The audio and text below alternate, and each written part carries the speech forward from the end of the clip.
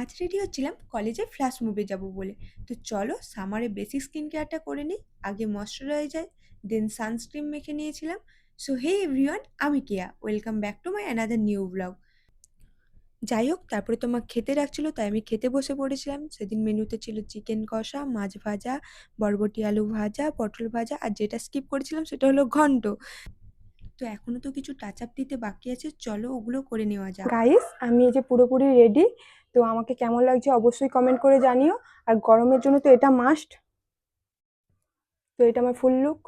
তো কেমন লাগছে অবশ্যই কমেন্ট করে জানিও। চলো এবার তাহলে যাওয়া যাক, গিয়ে তোমাদের সাথে পুরো ব্লগটা শেয়ার করবো। টাটা।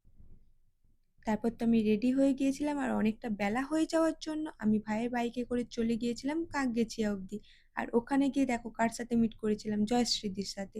তারপর তো জয়শ্রীদির সাথে সোজা চলে গিয়েছিলাম হলদিয়ার উদ্দেশ্যে।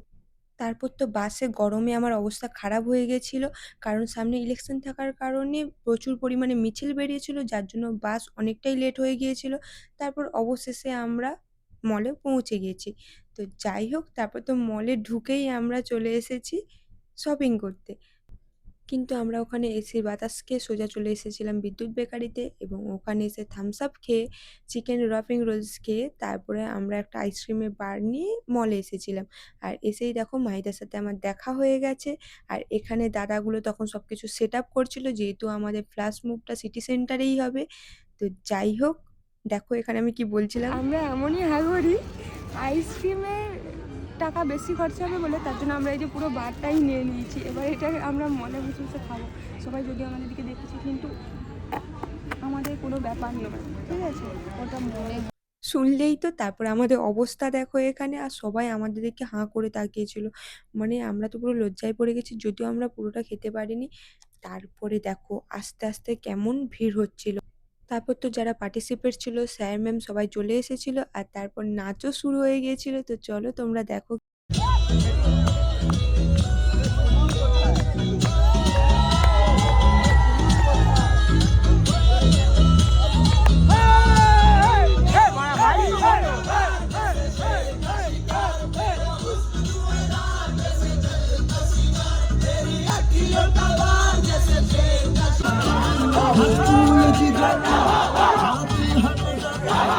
দেখলেই তো ওরা কেমন ফাটিয়ে ড্যান্স করছিল। আর ওই দিনের ক্রাউডটা দেখো কি পরিমাণ ভিড় হয়েছিল, আর আমরাও ফাটিয়ে এনজয় করছিলাম। আর তোমরাও কারা কারা গিয়েছিলে অবশ্যই কমেন্ট করে জানিও। তো যাই হোক, অনেকটা বেলা হয়ে গিয়েছিল আর আমাদেরও বাড়ি ফিরতে হতো, তাই আমরা ফিরেছিলাম বাড়ি। তোমাদের যাদের যাদের ব্লগটা ভালো লাগলো অবশ্যই লাইক কমেন্ট শেয়ার করে দিও।